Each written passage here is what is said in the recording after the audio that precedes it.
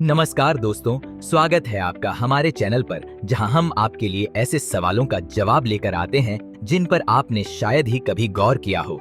आज का सवाल है 9 से 5 की नौकरी का कल्चर आखिर आया कहां से?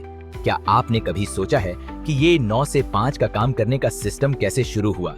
अगर हाँ, तो हमारे साथ बने रहिए, क्योंकि आज हम इस बारे में बात करेंगे और जानेंगे इसके पीछे की पूरी कहानी। तो कहानी शुरू होती है प्राचीन काल से, जब लोग खेतों में काम करते थे। उस समय कोई फिक्स्ड वर्किंग आवर्स नहीं होते थे, बल्कि दिन की रोशनी और मौसम के हिसाब से लोग काम करते थे। मतलब सुबह से लेकर शाम तक खेतों में मेहनत करते थे और त्योहारों या धार्मिक दिनों पर छुट्टियां होती थीं। लेकिन दोस्तों, यह सब बदल गया जब इंडस्ट्रियलाइजेशन यानी उद्योगीकरण का दौर शुरू हुआ। इंडस्ट्रियलाइजेशन ने हमें फैक्ट्रियां दी, लेकिन साथ ही साथ एक नया संघर्ष भी शुरू हो गया।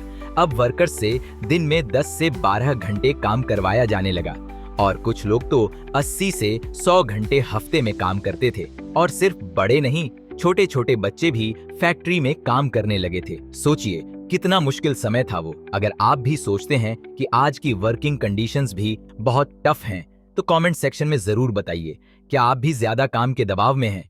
लेकिन दोस्तों, जहां समस्या होती है वहां समाधान भी होता है। जैसे जैसे वर्कर्स के लिए हालात खराब होते गए, लेबर यूनियंस बन गईं।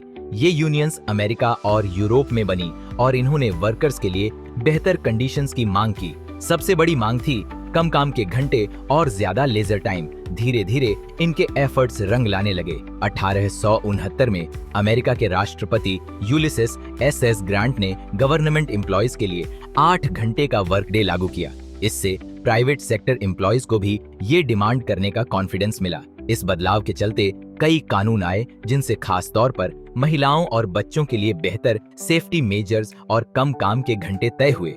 लेकिन ये सफर इतना आसान नहीं था। इलिनॉयस लेजिस्लेटर ने जब 8 घंटे वर्क डे का कानून पास किया, तो कई एम्प्लॉयर्स ने मानने से इनकार कर दिया। इस कारण शिकागो के हैमार्केट स्क्वायर में बड़ा प्रोटेस्ट हुआ, जो बाद में काफी वायलेंट हो गया। एक बॉम्ब ब्लास्ट में 8 लोग मारे गए और कई रेडिकल एक्टिविस्ट्स को कन्विक्ट कर दिया गया। इसी संघर्ष की वजह से हर साल 1 मई को दुनिया के कई देशों में लेबर डे मनाया जाता है, जो वर्कर्स के राइट्स के लिए सिंबल बन गया है। अब आते हैं एक और बड़ा टर्निंग पॉइंट पर। हेनरी फोर्ड वो बिजनेसमैन थे जिन्होंने 20वीं सदी की शुरुआत में 8 घंटे के वर्क डे और 5 दिन वर्क वीक का कॉन्सेप्ट इंट्रोड्यूस किया। उन्होंने वर्कर्स की सैलरी भी लगभग डबल कर दी, ताकि स्किल्ड वर्कर्स उनकी कंपनी में लॉयल्टी के साथ काम करें। उनका ये अप्रोच काफी सक्सेसफुल रहा और कई कंपनियों ने इसे फॉलो करना शुरू कर दिया। अगर आप भी फोर्ड के इस डिसीजन से इम्प्रेस्ड हैं, तो हमें कमेंट में बताएं कि क्या आपको भी लगता है कि आज के टाइम में कंपनियों को ऐसे ही एम्प्लॉई फ्रेंडली पॉलिसीज अपनानी चाहिए। 1930 में जब ग्रेट डिप्रेशन आया, तब कई कंपनियों ने अपने एम्प्लॉयज के काम के घंटे घटा दिए। केलॉग्स ने भी 6 घंटे शिफ्ट्स इंट्रोड्यूस की, ताकि ज्यादा लोगों को एम्प्लॉय कर सकें। लेकिन धीरे धीरे लोग फिर से 8 घंटे शिफ्ट्स पर लौट आए, क्योंकि ज्यादा काम के घंटे का मतलब ज्यादा पैसे होते थे। 1940 में अमेरिका में 40 घंटे वर्क वीक को कानून बना दिया गया। इंटरनेशनल लेबर ऑर्गेनाइजेशन ILO की रिकमेंडेशंस ने भी इस 9 से 5 कल्चर को ग्लोबल लेवल पर एस्टैब्लिश करने में मदद की। अब बात करते हैं हमारे देश भारत की। एक सर्वे के मुताबिक भारत में लोग औसतन 48 घंटे प्रति सप्ताह काम करते हैं, जो बाकी देशों के मुकाबले ज्यादा है। ये ओवरवर्किंग की ट्रेंड न सिर्फ फिजिकली बल्कि मेंटली भी बहुत हानिकारक साबित हो रही है।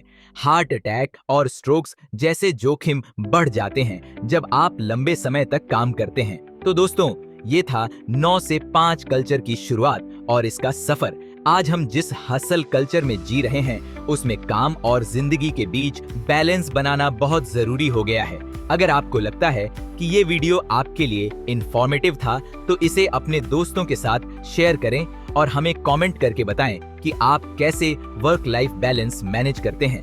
हमारी अगली वीडियो में हम और भी रोचक टॉपिक्स पर बात करेंगे। तब तक जुड़े रहिए हमारे साथ। वीडियो को लाइक करना न भूलें और चैनल को सब्सक्राइब करें, ताकि आप हमारी नई वीडियोस मिस न करें। धन्यवाद।